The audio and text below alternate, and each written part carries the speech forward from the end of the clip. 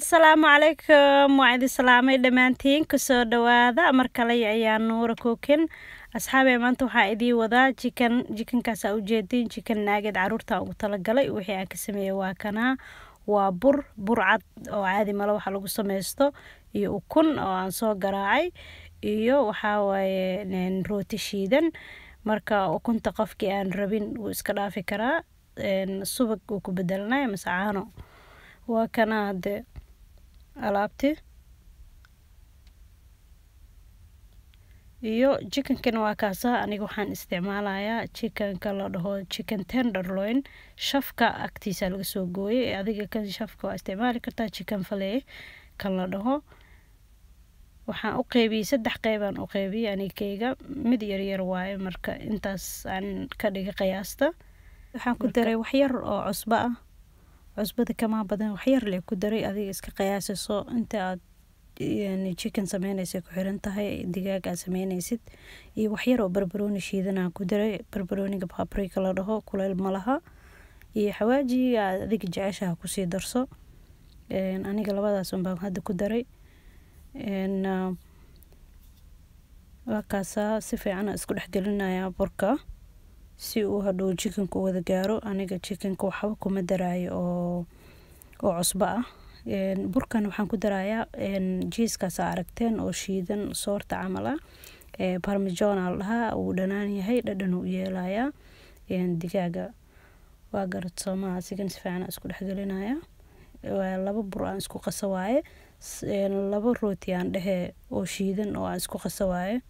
marka hadda sawirkooda aan tusaaya mid waxa la dhahaa panko waa Japan-ka rooti shiidan oo Japan iyo rootiga caadiga ah oo shiidan oo slice-ka ah waa koob iyo kan kalena qaandada camal waaye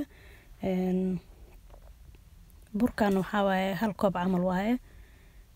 chicken-kan hadda waa u jeedin qiyaasiis wax badan maan sameynin adiga 8 miya ma ogi oo cad uu ahaa baan xataa ma dhamaa u maleynaa marka waa kaasa hadda waxaan marmarinayaa burki kadibna waxaan ku xijinayaa ukuntii aan ku xijinayaa ukunta markii aan dhex galiyo kadib waxaan ku xijinayaa inaan ku kudkudo ama ku daardaaro sida u taqaanid rootiga shiidnaa rootigan xoogaa yar aan dabkan saaray wax yar aan kusoo gaduudiyay saliid yar aan dabka ku shubay rootigan oo panka la dhaho cad yahay wax yar waan soo gaduudiyay ma fahantay maadaama ovenka hadhow uusan gaduud saaid ka dhigaynin hadda soo gaduudiyay saliid yar aan kusoo gaduudiyay rootiga waa aragteen aan maleynaa cajalada hore macaronida aan soo galin jiray qofkii oo allergy ku ah oo xasaasiyo ku qabo ukunta subag uu soo dhalaalsan karaa uu biyo amal ka soo dhigayaa uu ku dardaaranayaa chicken-ka ma garateen ama digaaga saa u taqaanid marka hadda waa kana digaaga rootiga ugu dambeeyo burka ugu horeeyo ukunta ku xigtay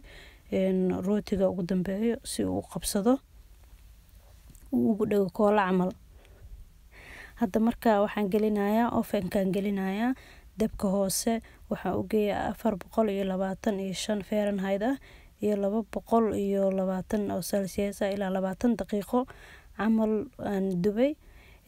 waxa ku tijaabin kartaa hadii aad haysatid thermometer-ka dhexdiisa aniga hadda wuu dhaafabo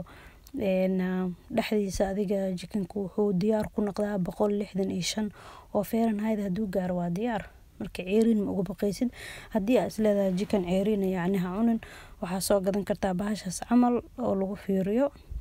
aad soo gadan kartaa waa kana hada chicken-kii oo diyaar ah chicken nugget-kii diyaar waa caruurta aad ay u jecel yihiin chicken nugget sababta u soo galiyay waxa waay gabar ay weydiisatay oo ay dhahday abaayo cuntada caruurta soo gali marka caruurtan aad ay u jecel yihiin waa ogtihiin chicken nugget marka waa kana diyaar waaye hadda hadii aad rabtid saliid waa ku duban kartaa oo aad